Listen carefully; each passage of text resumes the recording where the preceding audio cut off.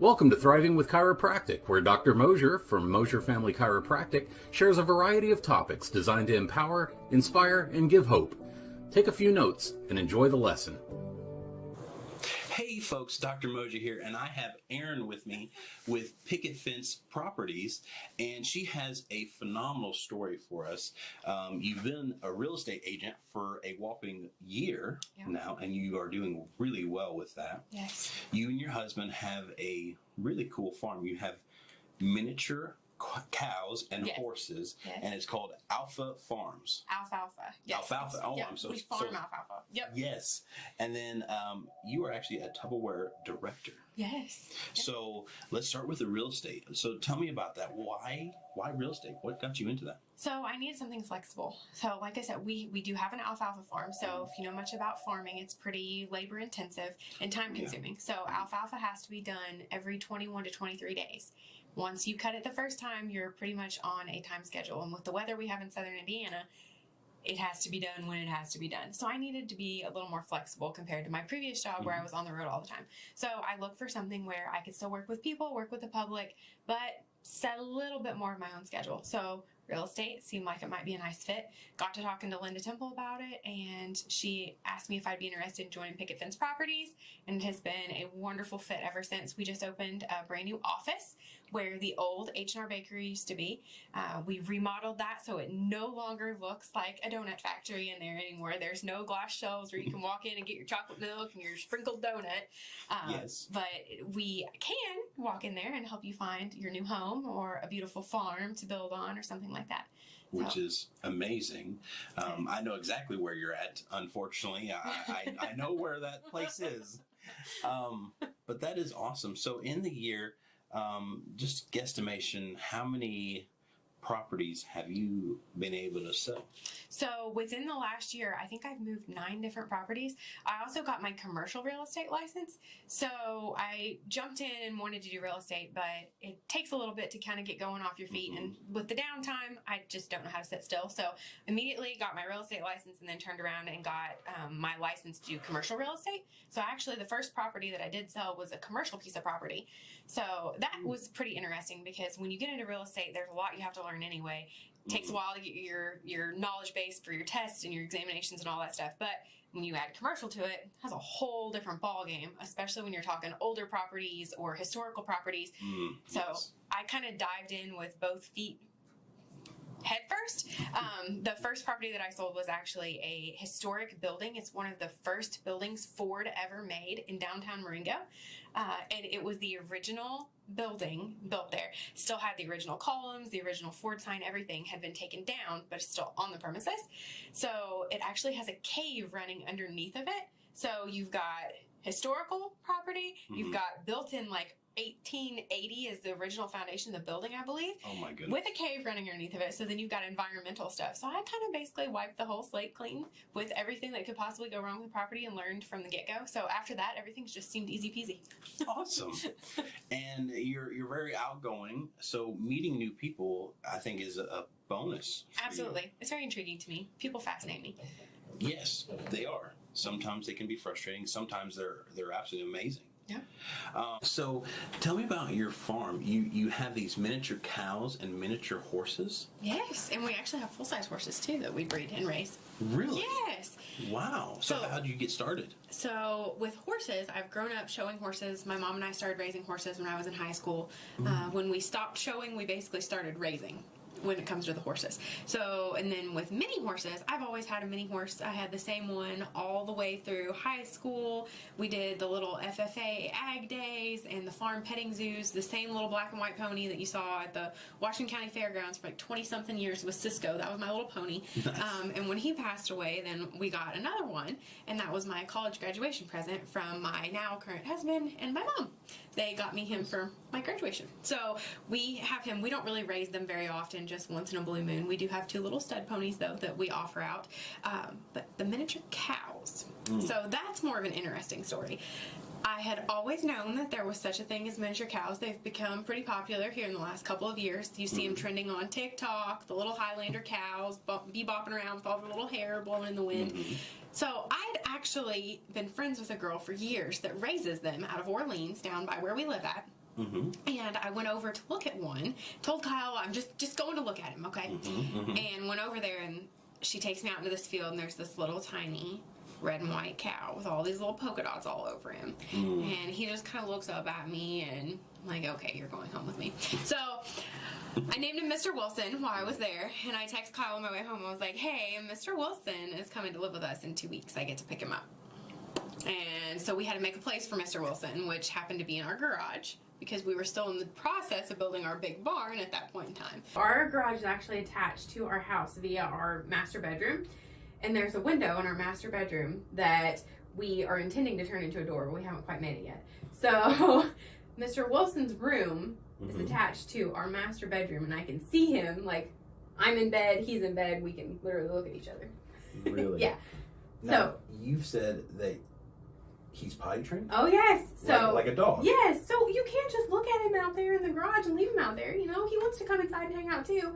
So when he was a baby, I potty trained him just like our dogs. Like, he's house trained. He comes in the house. He lays on the couch. He's a member of the family. And yes, he is a miniature cow. He is full grown now. He's about 2 years old. And he's only 33 inches tall at the shoulder. And he is 100% house trained. He walks on a leash just like a dog does, except it's a little halter, a little cow halter. Yes, he's a wonderful little pet, and he now has friends.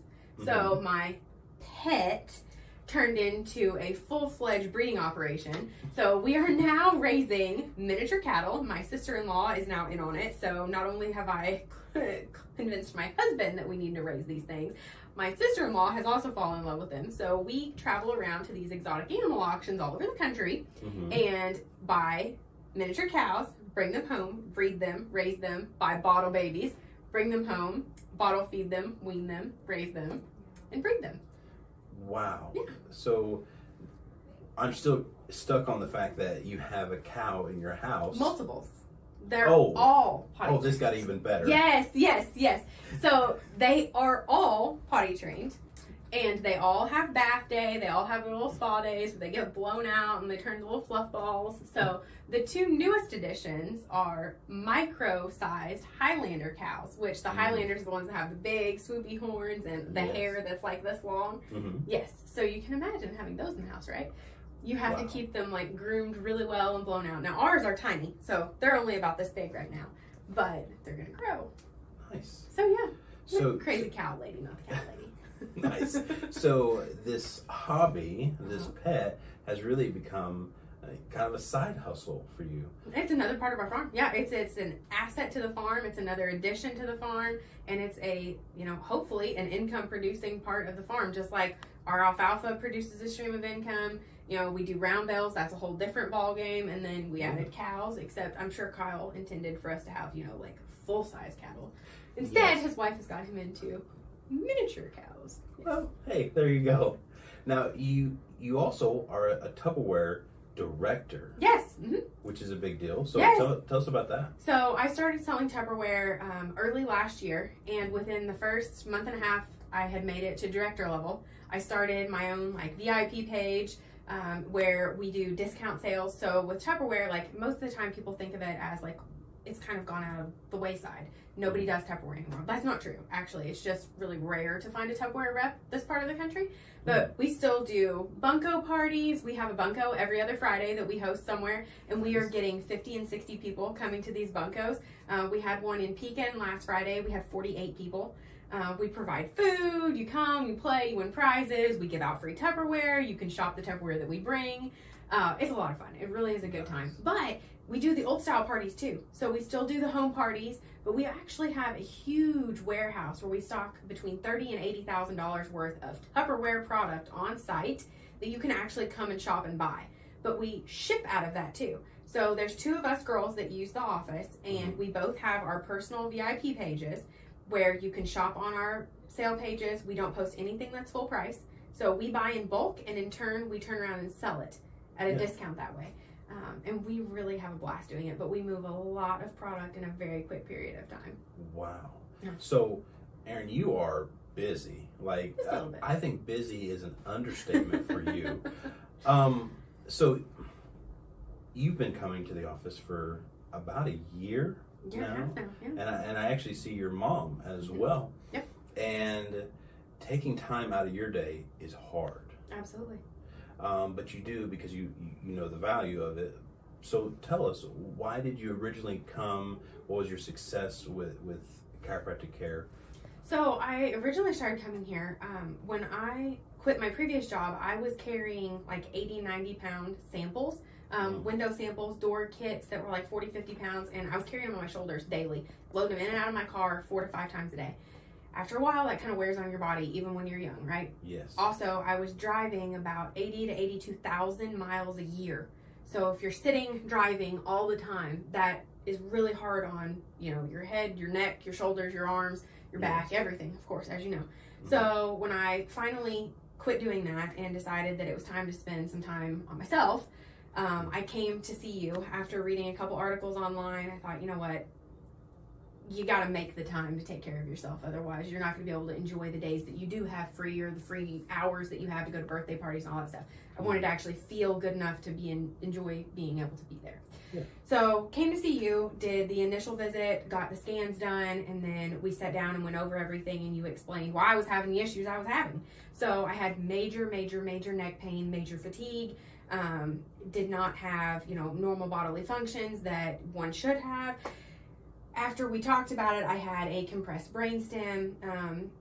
Top few vertebrae in my neck are not aligned properly. They were compressing. So after the very first adjustment, it was night and day within the first 5 minutes. It was a huge difference. The relief was, to be completely honest, I didn't realize how much pain I was in until I finally got adjusted the first time. After that first adjustment, it was just a done deal. Like, you know, this is something that I need to take the time to do. Regardless if I have the time or not, I'm going to make the time. Yeah. So first several weeks came 3 times a week. Then it cut down to 2 times a week, and then once a week, and then went into the maintenance side of it. So every other week coming, you know, as I have time. And of course, full disclosure, sometimes you have to move an appointment back because you're just too busy, or running down to Pekin to show a house took an extra 45 minutes, and they want to see another house, so oops, got to bump the appointment to the next day. Yes. Whatever the case may be, you still got to make time for that. But fast forward to 1.5 years later, I lay down at night, my head hits the pillow, I'm out. There's no waking up, there's no discomfort, there's no rolling around, there's no, you know, waking up 15 times to go to the bathroom in the middle of the night. That's none of that. I fall asleep, I'm asleep till I wake up. That in itself, a restful night's sleep, makes your whole day once you wake up so much easier. You can think straight. There's no foggy brain. There's none of that. You feel good. You're happier. You're in a better mood because you're not uncomfortable.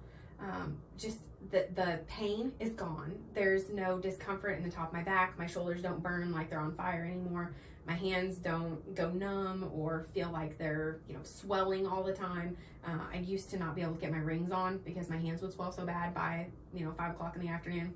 Don't have that problem anymore. They come on and off just fine.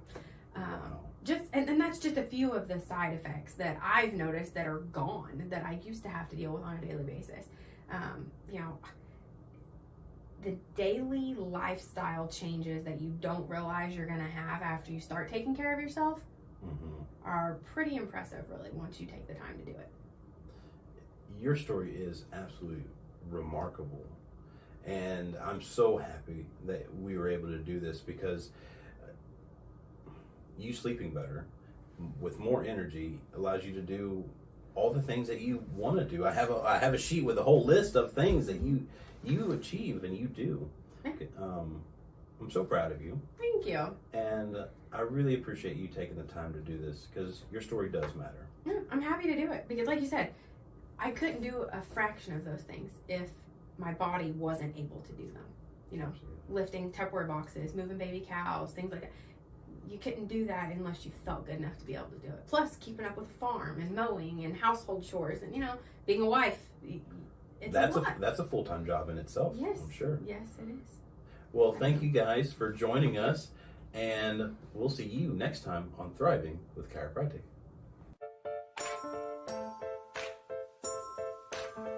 If you found value in this video, please comment and let us know your biggest takeaway. We also ask that you don't keep this information to yourself. We ask that you share it with your friends and family by simply clicking the share button below.